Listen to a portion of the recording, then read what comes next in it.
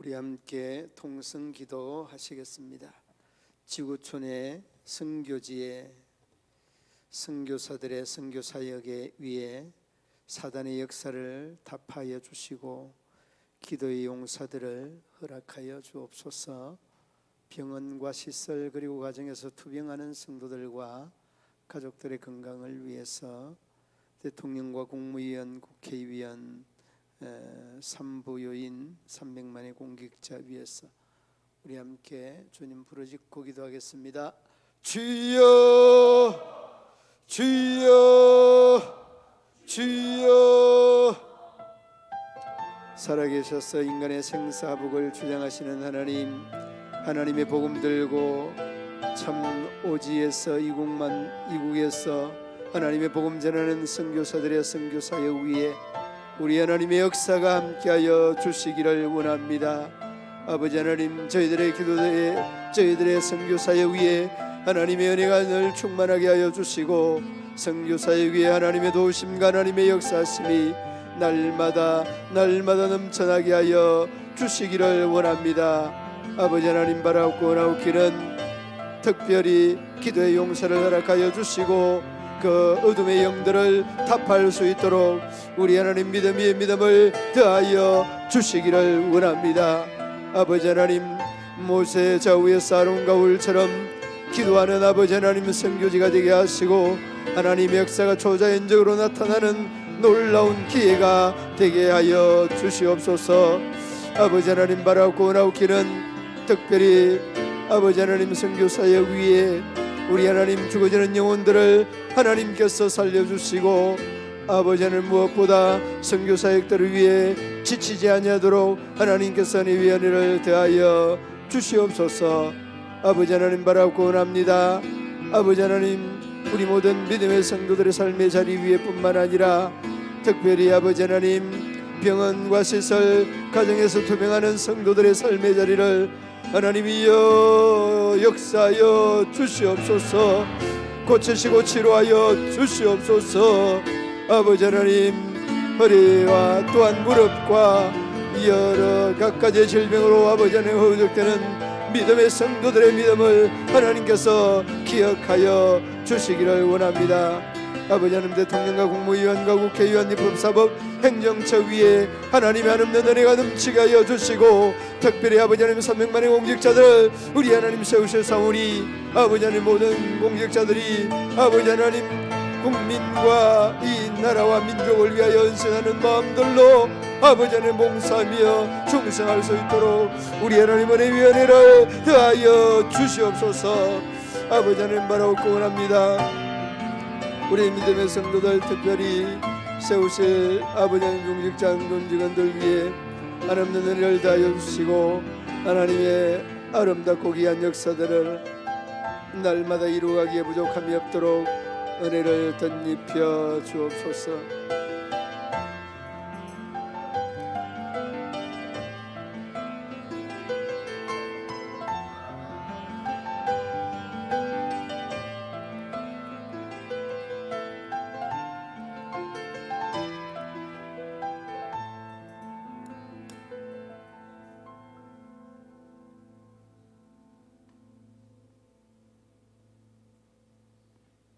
예수님의 이름으로 기도드리옵나이다. 아멘. 오늘의 말씀 시편 65편 1절로 13절 말씀 한 절씩 교도록으로 봉독하시겠습니다. 하나님이여, 찬송이 시온에서 주를 기다리오며 사람이 서원을 주께 이행하리이다.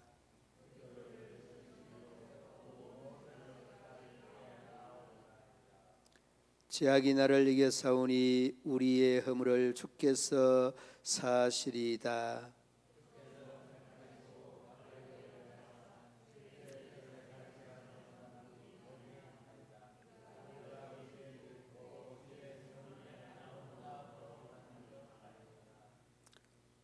우리 구원의 하나님이시여, 땅의 모든 끝과 먼 바다에 있는 자기 자가 의지할 주께서 의를 따라 미하신 일로 우리에게 응답하시리이다.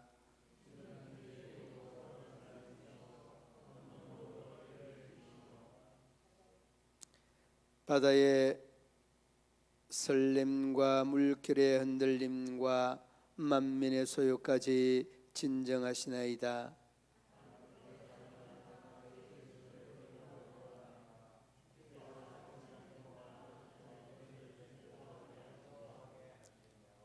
땅을 돌보사 물을 대어심이 윤택하게 하시며 하나님의 강에 물이 가득하게 하시고 이같이 땅을 예비하신 후에 그들에게 곡식을 주시나이다.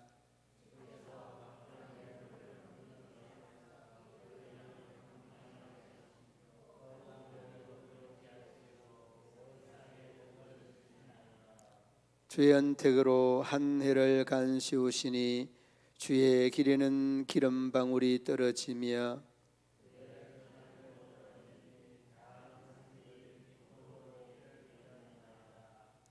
초장은 양떼로 옷 입었고 골짜기는 곡식으로 덮였음에 그들이 다 즐거이 외치고 또 노래하나이다.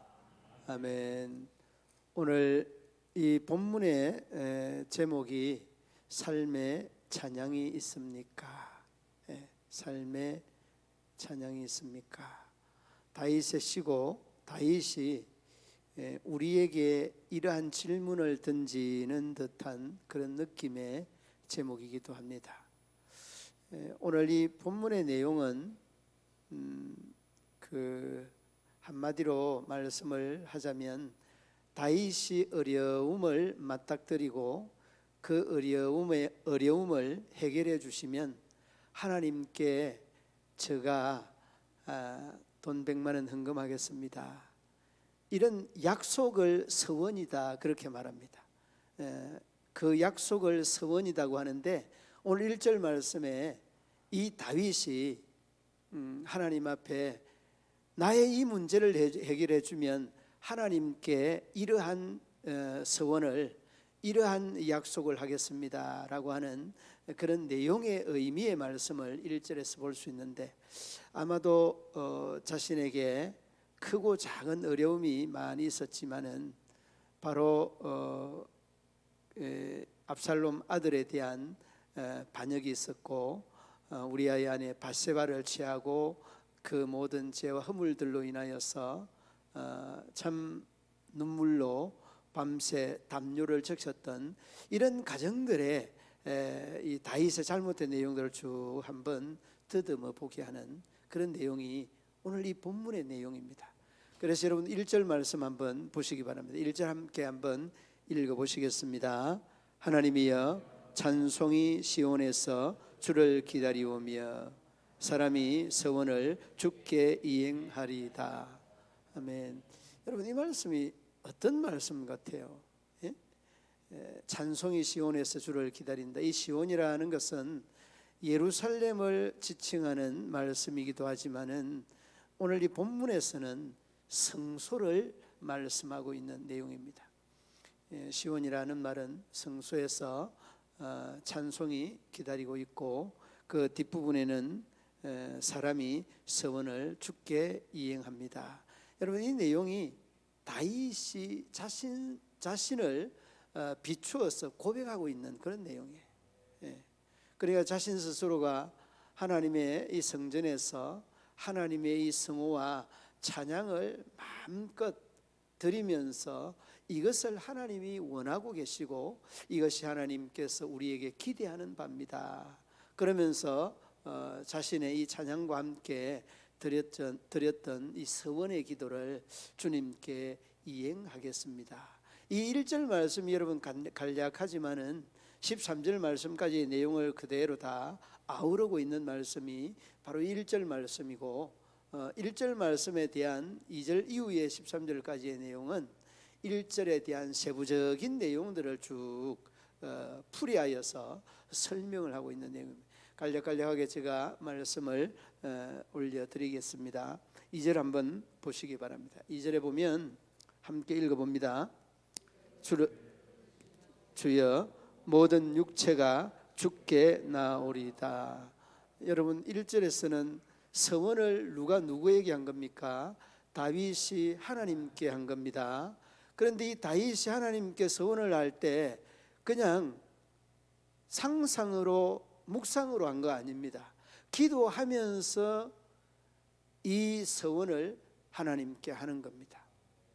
그러니까 여러분 다윗의 이 서원이 다윗의 서원이라는 것들을 어렵지 않게 이해할 수 있는 거죠. 그리고 난 다음에 그 기도를 들으시는 주여라고 하는 이 대목은 내가 서원한 내용뿐만 아니라 내 앞에 가로놓여 있는 이 모든 어려움들도 나의 기도를 들으시고 해결해 주신 분, 그분이 우리 주님 우리 하나님이십니다. 그 고백의 내용이 바로 2절의 말씀입니다. 그러니까 1절 말씀과 상당한 연관관계를 가지고 말씀을 하고 있죠. 그리고 뒤로 이어지는 내용, 육체가 누구에게로 나온다고 합니까? 주께로 나온다, 그렇게 말씀을 하죠. 왜 주께로 나오는가라는 이런 질문을 던져보게 됩니다. 왜 여러분 이 육체가 주님께 나올까요? 바로 그 3절로 그 4절 말씀에 언급을 하고 있죠. 육체는 전제되는 것이 죄입니다. 육체는 죄와의 이 관계를 뗄래야 뗄 수 없는 관계가 이 육체와 죄의 관계입니다. 그러면 여러분 주님께 이 육체가 오는 것은, 하나님께 오는 것은 죄 문제 해결하기 위하여서, 세부적으로 말씀을 드리겠습니다만 죄 문제 해결하기 위하여서 주님께 오는 것입니다. 여러분 여기 왜 왔습니까? 여러분 죄 문제 해결하고 그 죄 문제 해결하고 난 다음에 이 영적인 기쁨과 감격이 여러분을 예배로 나아갈 수밖에 없도록 자꾸만 떠밀어서 여기 왔는 겁니다. 시간 남아서 왔습니까? 심심해서 왔습니까? 아닙니다. 여러분이 죄 문제 해결하여서 그 마음속의 감격이 이 자리를 떠밀어서 오게 하신 것이다. 그래서 여러분 이 뒤에서도 언급을 하고 있습니다만은 이 죄 문제, 이 육체는 죄 문제와 뗄래야 뗄 수 없는 관계다. 자, 4절 말씀 함께 읽어 보시겠습니다. 주께서 택하시고 가까이 오게 하사 주의 뜰에 살게 하신 사람은 복이 있나이다. 우리가 주의 집 곧 주의 성전의 아름다움으로 만족하리이다. 아멘.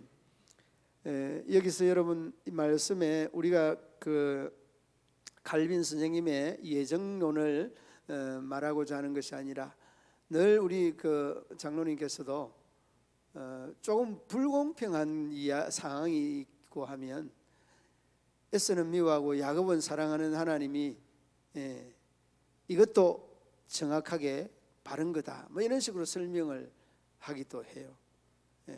그런데 오늘 이 본문의 말씀을 이렇게 돌아와 보면 택하시고 가까이 오게 하사 주의 뜰에 살게 하신 사람은 복이 있다. 여러분 이것은 다윗의 고백인 동시에 믿음의 사람들 모두의 고백입니다. 그리고 우리가 사실은 택함을 받은 거지 내가 하나님을 택한 것 아니잖아요. 이게 은혜고 이게 복 중에 최고의 복입니다. 그러므로 여러분 우리가 이 택함을 받았다는 것은 사실은 하나님의 이 섭리의 경륜 중에 이미 계획되어져 있는 겁니다. 만세 전부터서, 우리가 태중에 들어가기 전부터서 이미 예정되어져 있는 거죠. 이게 여러분 그 성경적 그 예정론이라는 것을 칼빈 선생님이 이야기했는데, 너무 또 이게 강조가 돼버리면은 어떤 문제가 일어나는가 하면, 아유 뭐 하나님이 다 택한 백성들은 하나님이 다 알아서 하고, 하나님이 알아서 안 해도 그 택한 백성은 어떤 모양으로도 교회 온다는 거예요. 사람이 노력해서 되는 게 아니라는 말이에요. 그러니까 여러분 굉장히 전도에 피동적인 게 됩니다. 그리고 우리가 전도를 할 때는 그 웨슬레의 교리가 훨씬 더 익숙합니다. 만민이 구원받아야 된다, 만민 구원론이라는 이 웨슬레의 주장이 훨씬 맞습니다. 그런데 여러분 표면적으로 말만 그렇지 내부적으로 들어가면 충돌되지 않습니다. 만민 구원이나 그 예정론이 충돌 관계가 아니라 보완적인 관계예요. 같은 교리고 같은 이론인데 우리가 그렇게 느껴지고 우리가 그렇게 들릴 뿐이지 그렇지 않습니다. 자, 그러므로 여러분 오늘 여기 택함을 받았다는 것은 우리가 만민이나 예정이나 이게 중요한 것이 아니라 내가 이 택함을 받은 자리에 있다는 것, 이거 자체가 정말 놀라운 거죠. 그래서 여러분 아무리 전도를 해도 정말 눈 하나 깜짝 안 하던 분이 어느 날 갑자기 믿음 생활을 하고 교회 신앙생활을 하겠다고 이렇게 달려오는 사람들을 보면 참 성령의 역사라는 것은 두렵고 무섭다라는 것을 그런 분들을 보면서 한 번씩 느끼지 않습니까?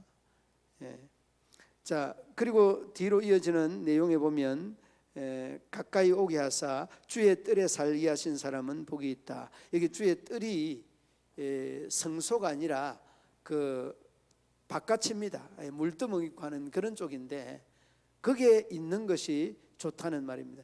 여러분 이 말씀을 읽으면서 딱 생각나는 말씀이 있죠. 시편 84편 10절 말씀에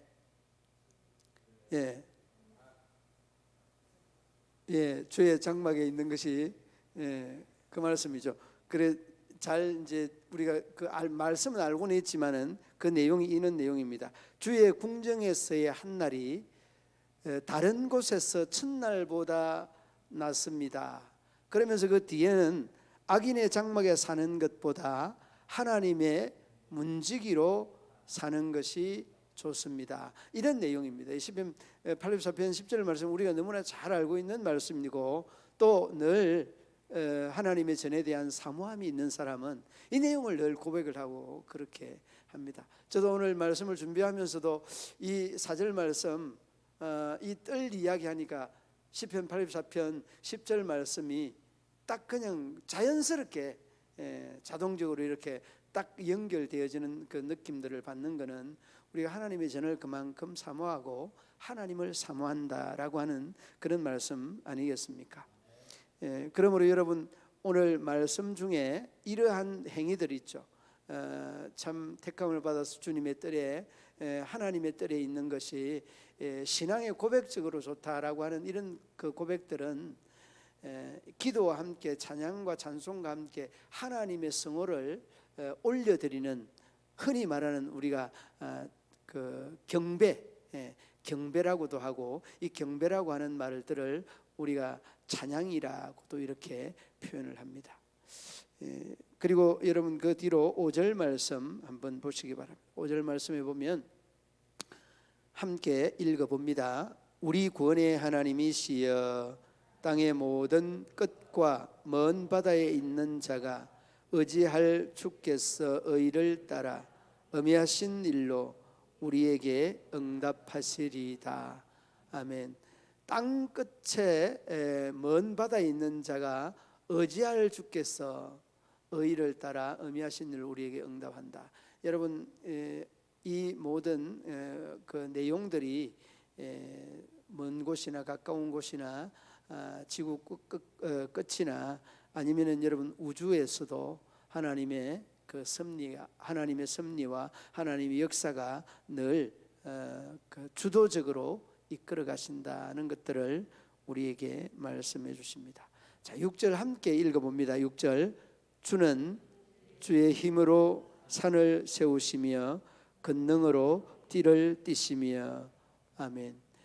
주의 힘으로 산을 세우시고 권능으로 띠를 띠시며라고 하는 이 대목은 이 다윗의 이 신앙에 대한 고백을 거듭하여서 고백하고 있는 그러한 내용이기도 합니다.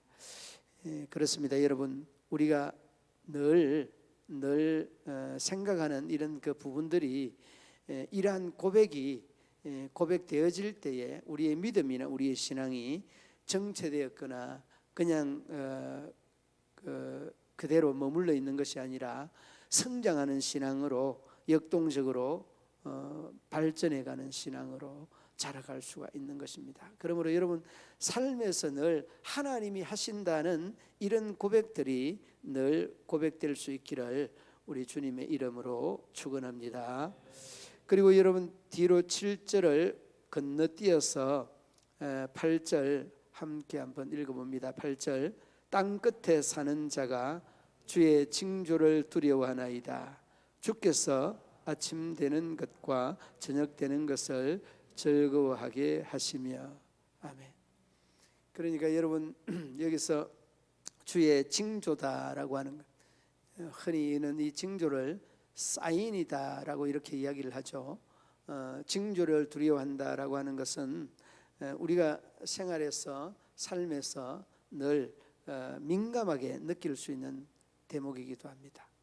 정말 아무것도 아닌 것, 작은 것 속에서도 하나님의 그 섭리하심이나 하나님의 숨결을 느낄 수 있는 것들은 우리가 신앙의 크기만큼 느낄 수 있습니다. 우리의 신앙의 그 사이즈만큼 느낄 수 있다라고 이야기를 합니다. 그래서 여러분 이런 이야기가 나오면 여러분이 하나님을 잘 느끼지 못할 때는 어떤 때입니까? 그리고 또 하나님을 잘 느낄 때는 어떤 때입니까?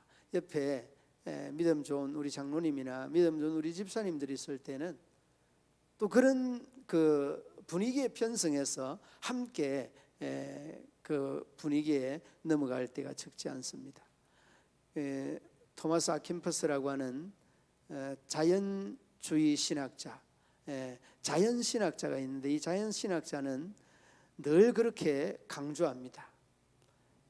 뭘 강조를 하는가 하면 하나님의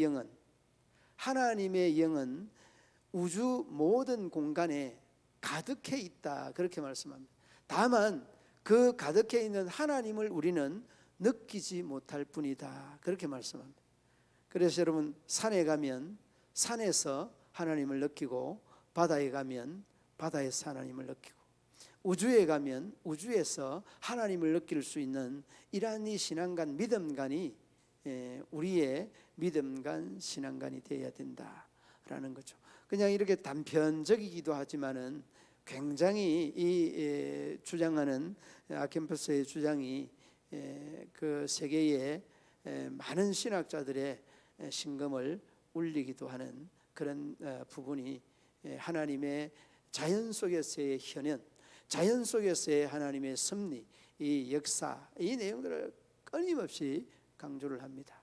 그래서 여러분 바람을 타고 향기를 타고, 그 다음에 여러분 어떤 여건이나 환경을 타고, 이 모든 가정들이 하나님의 영의 역사다, 이렇게 말씀을 할 정도로 하나님의 영은 세상 우주공간 모든 곳에 현현되어져 있다. 이 고백들이 우리 성도들의 고백이 되기를 바랍니다. 뒤로 9절 건너뛰어서 10절 보시기 바랍니다. 10절 함께 읽어봅니다. 주께서 밭고랑을 물을 넉넉히 대사 그 이랑을 평평하게 하시며 또 담비로 부드럽게 하시고 그 싹에 복을 주시나이다. 아멘. 11절까지 주의 은택으로 한 해를 간시우시니 주의 길에는 기름방울이 떨어지며, 12절까지 들의 초장에도 떨어지니 작은 산들이 기쁨으로 띠를 띠었나이다. 아멘. 여러분 이 내용은 곡식이 참 풍성하게 풍년이 들었다는 그런 의미입니다. 특별히 여러분 11절에 주의 은택으로 한 해를 간시우시니 주의 길에는 기름방울이 떨어집니다. 이 무슨 기름인지 제가 한번 찾아보니까 이 기름이 뭐 식용유나 이런 기름이 아니라 그 농작물이 굉장히 풍성해서 이 기름의 비유를 하고 있는 그런 내용입니다. 그러니까 얼마나 풍성하였으면 이 기름에 비유하였던 이 풍년을 이렇게 노래하였을까라고 생각을 합니다.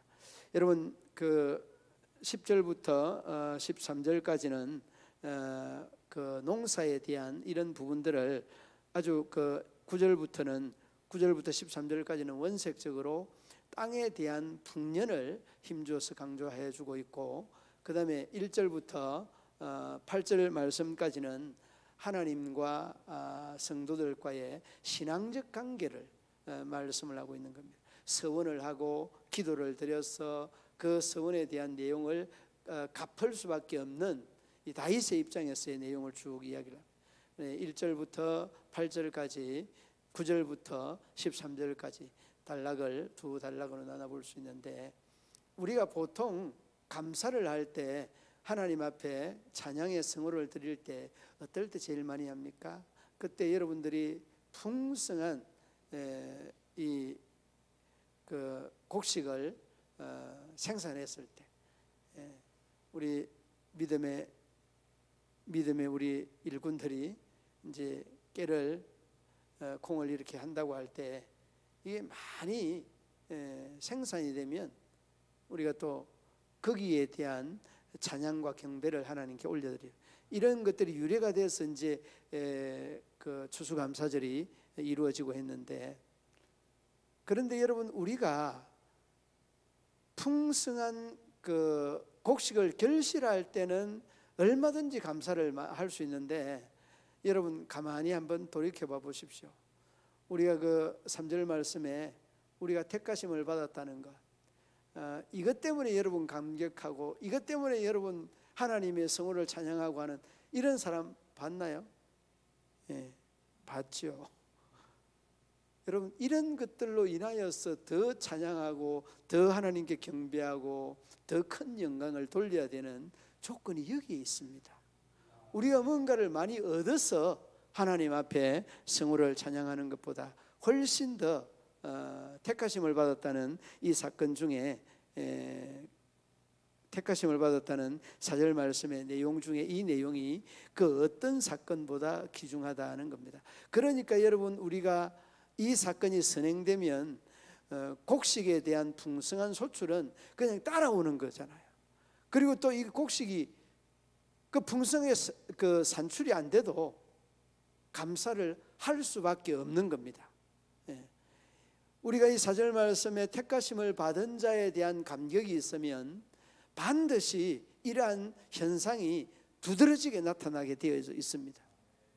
여러분, 우리가 너무나 잘 알고 있는 손양은 목사님, 두 아들을 희생시켰던 순교한 이 장례식에서, 그 손양은 목사님 그 장례식에서 9가지의 감사를 합니다. 그 감사의 내용 중에 여러분, 이 죄를 짓지 아니하고 더 많은 죄를 짓지 아니하고 빨리 불러가신 그 하나님을 향해 감사하는 이런 내용들은 정말 참 닭살 돋는 듯한 이런 느낌들을 받을 수밖에 없는 그런 대목이기도 합니다. 그러니까 여러분, 우리가 이 택함을 받았다라고 하는 이 전제, 그리고 또 모든 육체들이 죽게 나온다는 것은 제 문제 해결하는 이 문제를 우리가 전제를 할 때는 제 문제와 구원을 받았다는 문제, 택함을 받았다는 이 큰 문제만 우리가 바로 인지를 하면 우리의 삶에는 자동적으로 경배와 찬양이 있어질 줄로 믿습니다. 이게 여러분, 우리 믿음의 성도들의 이 신앙적 가치관이 바로 여기에서부터 비롯되는 겁니다. 많은 세상적인 물질이나 명예 다 좋죠. 그러나 그보다 훨씬 더 좋은 것, 소중하고 귀중한 것이 뭐냐라고 이야기할 때 우리의 육체에 대한 죄 문제, 그리고 우리가 하나님 앞에 택함을 받았다는 아름답고 귀한 이 사건의 역사 뿐만 아니라 우리가 그 구원의 반열에서 참 이러한 그 교리적인 부분들로 하나님에게 아들을 잃고도 감사한다는 이 놀라운 사실이 얼마나 감격적이고 그 감성적인 사건입니까? 그러므로 저도 여러분들도 모두가 다 택함을 받고 제 문제 해결하여서 하나님의 선한 역사를 늘 아름답게 나타내는 믿음의 주인공이 되어서 오늘의 이 다윗의 서원하였던 이 서원을 아름답게 이행하겠다는 아름다운 고백과 함께 우리 모든 믿음의 성도들도 참 이러한 고백의 삶이 아름답게 사라져서 하나님 앞에 더 큰 영광을 돌려드리는 저와 여러분 되시기를 우리 주님의 이름으로 축원합니다. 아멘. 하나님 아버지 은혜와 사랑을 감사합니다. 참 우리가 허물과 죄로 얼룩져 있는데 우리를 택하시고 우리를 또한 지명하여서 불러주셨고 의롭다 인정하여 주심을 또한 감사합니다. 날마다 순간마다 우리에게 향하시는 하나님의 그 거룩하고 아름다운 역사를 아름답고 귀하게 이루어가게 하시고 나타내게 하시고 더 큰 역사를 이루어갈 수 있도록 우리 하나님 도우시고 인도하여 주옵소서. 아버지 하나님, 다윗은 목전에 참으로 힘들고 어려운 일들로 인하여 하나님 앞에 서원하였던 그 모든 서원이 하나님의 또한 찬양을 경배를 통하여서 아름답게 이루어갔던 것들을 봅니다. 주님 긍휼을 더하여 주시고 은혜를 더하여 주셔서 우리 모든 믿음의 성도들이 우리 하나님과의 약속 그 서원들을 다시 한번 돌아보며 그 하나님의 뜻을 이루기에 부족함이 없는 우리 믿음의 성도들 되게 하여 주옵소서. 아버지 하나님께서 저희들의 모든 삶의 자리마다 우리 하나님이 도우시고 인도하는 아름답고 귀한 삶이 펼쳐지게 하여 주옵소서. 귀한 예물 올려드립니다. 1000번째 이 기도의 제목마다 우리 하나님 은혜를 더하여 주시고 저희들이 나약하고 힘들 때마다 주님께서 용기와 힘을 덧입혀 주셔서 그 어렵고 힘든 과정들을 믿음으로 잘 극복하여서 하나님의 선한 역사를 이루고 나타낼 수 있도록 우리 하나님 도우시고 인도하여 주옵소서. 우리 주님께서 우리 모든 믿음의 성도의 삶의 자리를 복되게 영광스럽게 인도하여 주시기를 원하며 예수님 이름으로 기도드리옵나이다. 아멘. 전후 좌우에 인사 나누도록 하시겠습니다. 강고 이번 주 토요일 날 우리 진수군 결혼식 주보에 나와 있는 대로 출발 시간 교회 앞에서 11시에 출발하게 됩니다. 여러분 함께 하실 분들은 시간을 꼭 기억하여서 잘 또 참여할 수 있기를 바라겠습니다. 주기도문으로 예배를 마치겠습니다. 하늘에 계신 우리 아버지, 아버지의 이름을 거룩하게 하시며 아버지의 나라가 오게 하시며 아버지의 뜻이 하늘에서와 같이 땅에서도 이루어지게 하소서. 오늘 우리에게 일용할 양식을 주시고 우리가 우리에게 잘못한 사람을 용서하여 준 것 같이 우리의 죄를 용서하여 주시고 우리를 시험에 빠지지 않게 하시고 악에서 구하소서. 나라와 권능과 영광이 영원히 아버지의 것입니다. 아멘.